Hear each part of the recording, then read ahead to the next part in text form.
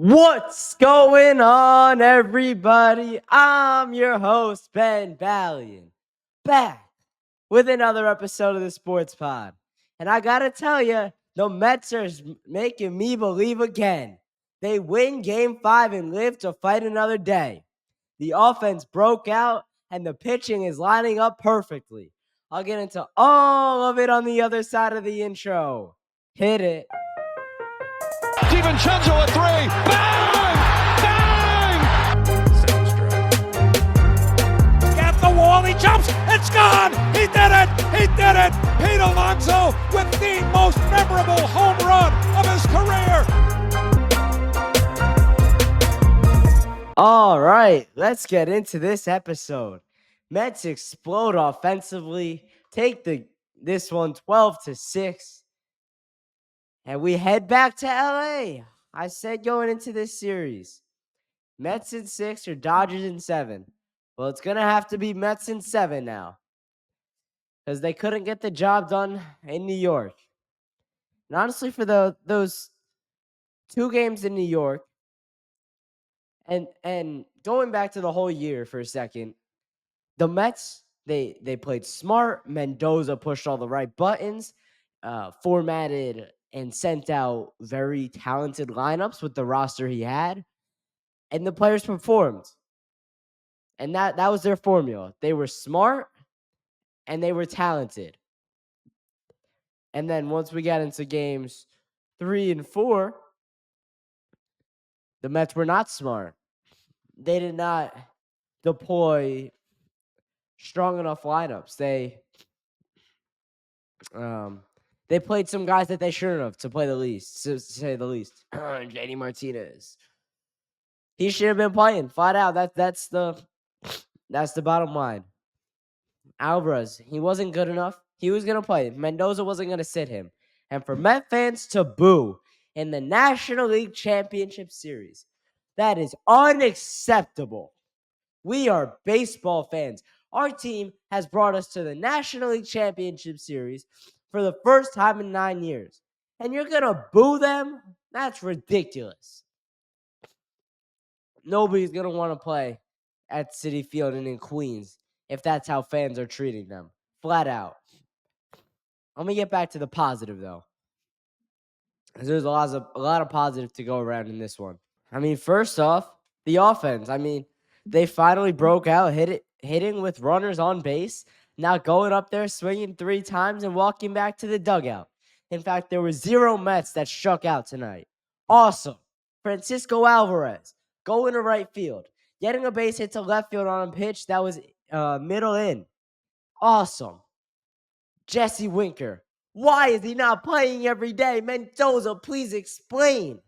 Mendy, I trust you, but come on, man. That dude has flair. He's a psycho.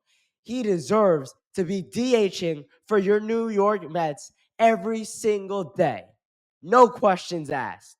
Absolutely 0. You saw what he did tonight. A triple. A hit by pitch. I think he got on via the walk as well. He was on base all night. They pinch ran for him with Luis Angel Acuna, which I don't mind the move. Get Acuna some reps in these big time moments. You're already up 5 runs at the time. He's gonna push it and eventually push it to 6. I'm good with that. But what I didn't like that Mendy did tonight, but it ended up working, so it wasn't that big of a deal. Edwin Diaz 6-out save. For me, they usually end up working, but that second inning, he's never as effective, and he gives the whole Met fan base a collective heart attack every time he pitches. He looked sharp tonight. He was dialed in. That is so huge. If the Mets want to win Game 6 and they want to win Game 7, which I know they do, Edwin Diaz has to be firing on all cylinders. He has to be locked in, dialed in, whatever term you want to use. Because there is going to be a save series eventually in this series. Every game is not going to be a blowout. I can tell you that much. They will play at least 1 close game in LA, if not 2. And Edwin Diaz has to be ready to pitch both nights for 3 or more outs. No questions asked. He has to be ready to go Sunday and Monday, without a doubt. If he walks a couple guys and then gets out of it, okay. But tonight, he was locked. 23 pitches in 2 innings, 1 base runner allowed, but he looked sharp. He looked ready. I mean, a little bit of a rough start, a little hard attack on Monday with Diaz in LA. Walked a couple guys, made it sweaty, made a 7-3 lead feel like it was 1-0 in the bottom of the ninth. But that's okay. Edwin Diaz looks good. I trust him moving forward. But the problem with Mendy bringing him in for a 6-out save, who's there to back him up? Do you have the trust in Jose Buto to come out in that high leverage of a situation and get at big outs? Do you? Be honest. Because I, for one, it depends on the night, but I don't. I saw what he did in Milwaukee. That was the biggest game he pitched all year, and he crumbled. He folded under the pressure. He hasn't had a big spot since. In fact, he hasn't pitched much at all since, which it's all right. I liked what David Peterson did today. I mean, he loaded the bases. He was constantly working with traffic on base, but he was able to bear down and get the outs he needed when he needed them. He made pitches, and that's something the Mets have been doing all year. They made pitches when they had to, but prior to this series, they were doing it all the time. And then when they needed to in the NLCS, it was ball 1, ball 2, ball 3, ball 4. They were walking the world. And let me tell you the formula that the Mets are going to win this series in 7 games. This is a 3-step process. A, cut down on the walks. Don't give out as many free passes as you have been the last 4 games. B, hit with runners on base. I mean, we saw it today, and it paid dividends. The Mets looked awesome today with runners on base. The merry-go-round was in motion. It was passing the baton. Doubles, triples, singles. The line kept moving. In the 3rd inning especially, I mean, you have a triple from Jesse Winker that scores Lindor, but other than that, it was all singles and doubles. Starling Marte tonight, 3 doubles, which is a Met playoff record. And Jesse Winker, by the way, is the only Met in playoff history to have 2 triples in 1 postseason. All right, that's part B, hitting with runners on base. And part C, it's more of a reason. It's because the pitching lines up so well. I mean, you got Sean Manaea going on Sunday against the Dodgers bullpen. We saw what happened the last time the Dodgers pitched their bullpen. Mark Vientos grand slam. Francisco Lindor solo homer. And then in the 9th inning, after when we needed to punch in a run, Starling Marte and Pete Alonso delivered. Pete got a single, stole second base. Marte drove him in with another base hit. The Mets can get to the Dodger bullpen, and they have showed it.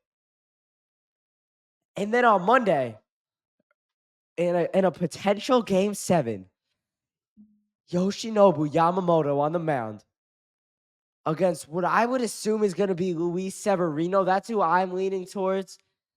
I would rather him over Quintana, but then you have Quintana out of the bullpen available to back Sevy up if things go south pretty quick, which they can with Sevy because he's vulnerable to those implosions from time to time.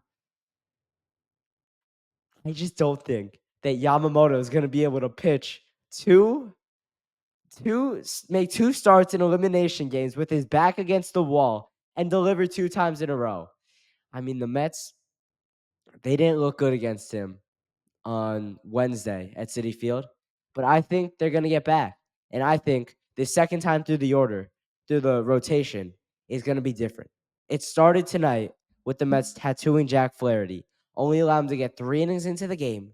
And then after that, they tacked on. They kept adding on. Insurance. That is what the Mets did all night long. It was a sight to see in Citi Field. Finally, the fans had something to cheer for. It took a while, but the Mets delivered their moment. Now let me add in a part 4 or a part D. The Mets have magic. The Mets are a team of destiny. They're a power of friendship team. No other team is like that, especially not the Dodgers. These teams, they have a knack. They have a knack for winning big games and a knack for showing up when their backs are against the wall. That is why I think the Mets will win in 7 games. They brought me back in. I'm a believer again. The Mets win. Game 6 in LA, Sunday night. It'll go up against Sunday Night Football once again. And man, I did not want to watch the Los Angeles Dodgers celebrate on my field. Not with how much of a hatred I've gained towards Shohei Ohtani and Tommy Edman and Andy Pajes. Dude was bat flipping on homers 3 feet over the wall, down 8 runs today. I mean, that guy.